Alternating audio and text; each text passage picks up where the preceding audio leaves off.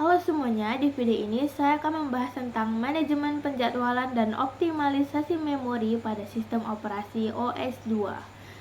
Nah, OS 2 adalah sistem operasi komputer yang dikembangkan oleh IBM dan Microsoft pada tahun 1987.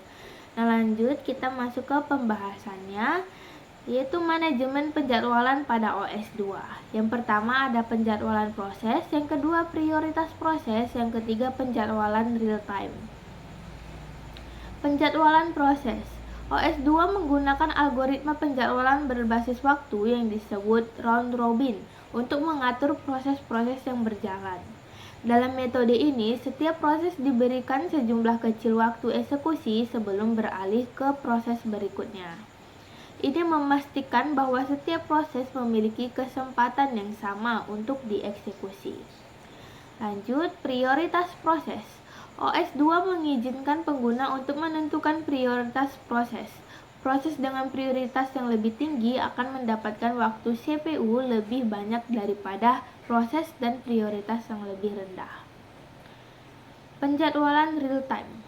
OS 2 mendukung penjadwalan real time yang memungkinkan proses-proses dengan batasan waktu tertentu dijalankan dengan prioritas lebih tinggi. Nah, masuk ke pembahasan yang kedua, yaitu optimalisasi memori pada OS 2. Yang pertama ada manajemen memori virtual, swapping dan pegging, manajemen segmen memori, memori bersama, dan yang terakhir memori caching. Manajemen memori virtual. OS 2 menggunakan manajemen memori virtual untuk mengizinkan proses-proses untuk berbagi sumber daya fisik yang terbatas. Ini memungkinkan beberapa program untuk berjalan secara bersamaan tanpa terlalu banyak bersaing untuk memori fisik. Swapping and pegging. OS 2 dapat melakukan swapping and pegging untuk mengoptimalkan penggunaan memori fisik. Ini berarti jika terlalu banyak proses berjalan atau jika memori fisik hampir penuh, OS 2 dapat memindahkan bagian-bagian program dari memori fisik ke disk dan kembali lagi jika dibutuhkan. Manajemen segmen memori. OS 2 menggunakan manajemen segmen memori untuk mengelola blok-blok memori yang ditempatkan dalam ruang alamat virtual. Ini memungkinkan pengguna memori yang efisien dan perlindungan antar proses. Memori bersama atau shared memory.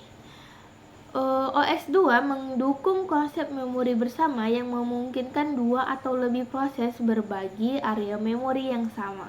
Ini berguna untuk komunikasi cepat antara proses-proses yang berjalan secara bersamaan. Yang terakhir, memori caching. OS 2 menggunakan caching untuk mempercepat akses ke data yang sering digunakan. Data yang baru-baru ini digunakan disimpan dalam cache sehingga tidak perlu membaca data tersebut dari disk setiap kali proses memerlukannya. Nah, itu saja yang bisa saya bahas di dalam video ini. Mohon maaf jika ada kekurangan dan sampai jumpa kembali. Terima kasih sudah menonton.